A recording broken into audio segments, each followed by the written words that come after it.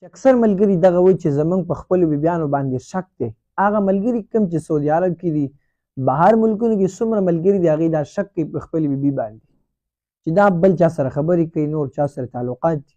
هغه ملګرو دپاره اهمه ویډیو ده. د ملګرو ته یې رسوي چې کوم بهر ملک کې دي، په خپلو بیبیانو باندې شک دی او دا یې ګمان کوي چې زه بهر راغلی یم دا به خامخا چا سره خبرې کوي، چاته یار بې ساتلی یا نور وغیره نعوذ بالله من ذلک. دا خبرې انسان ذهن ته راځي ځکه چې د یو ملک او بل ملک ډېره فاصله وي.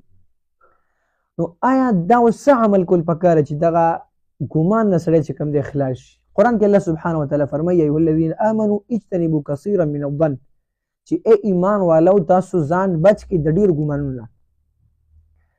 نو تا چې یو خبره په دې سترګو باندې کتلي هسې شک او وهم او ګمان له اعتبار نشته. شریعت هم دا نه وایي. شریعت په یو شی ته وکتل نو ته به ګواهان پیش کا خبره به ختمېږي.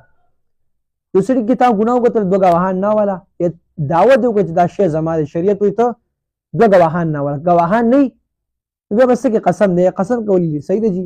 البینة علی المدعی والیمین علی من انکر حدیث دی. نو اوس مسله دا ده چې سړی ګمان کې په خپلې بیبي باندې چې دا چا سره خبرې کوي، نو آیا څه کول پکار دي؟ اول نه دا چې تا ګتلي نه ته به شک نه کوې، هسې ګمان داسې اعتبار نه شیطان دی. شیطان ته موږ کې هم دا شک چې تا خو موږ ته ولاړ یا ګاک راغلی هغه ستا انتظار پکې منډه وه، نو دې اعتبار نشته دی.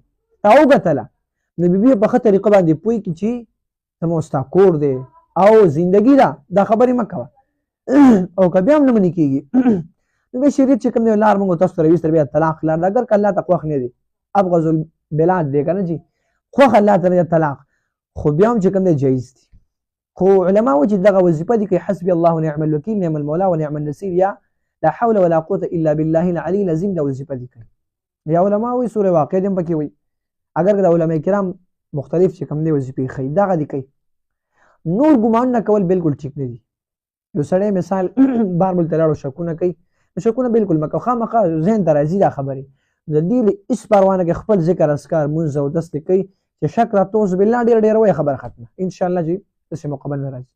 که بیا هم راتلو نو بیا به څه کوي جي، نو بیا چې کوم دی اول مینه محبت باندې خپلې بي سړی پوهېږي چې دا عمل مه کوه، څه دې کړي توبه وباسه الله به دې معاف کړي او ما معاف کړي. زنانو ته هم چې خاوند نه معاف کړی الله دې هم نه معاف کړي، ځکه چې ډېر حق دی د خاوندانو په تاسو، دا مجازي خدای دی.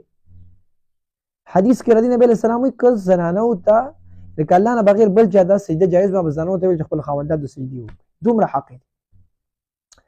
اول دې پوهېږي زنانه چې دا عمل مه کوه، که نه پوهېده نو بیا به څه کوي، نو بیا الله رب العزت لار راویسته طلاق، ډېر طلاق ورکړي به خبره دې ختمه، ځکه چې دا ستا کور مثال تا عزت او د حیا خیال نه ساتي، بې لرې کوه، بې بله چې کوم دی الله وایي بیا چې کوم دی د څلورو حق الله درکړی فامساک بمعروف او تسریح باحسان، یا وساته په ښه طریقه باندې که ستا خبره مني یا چې کوم دی پرېږده په ښه طریقه باندې، جنګ جګړې مه کوئ. نو دا یو اهمه مسله ده ملګرو دپاره ورسوه، یا ملګرو ته چې هغې دغه ټینشن سوچ فکر نه چې کوم دی لرې شي انشاءالله ستاسو هم کې اجر او ثواب شي، موږ هم پرې الله اجر راکړي.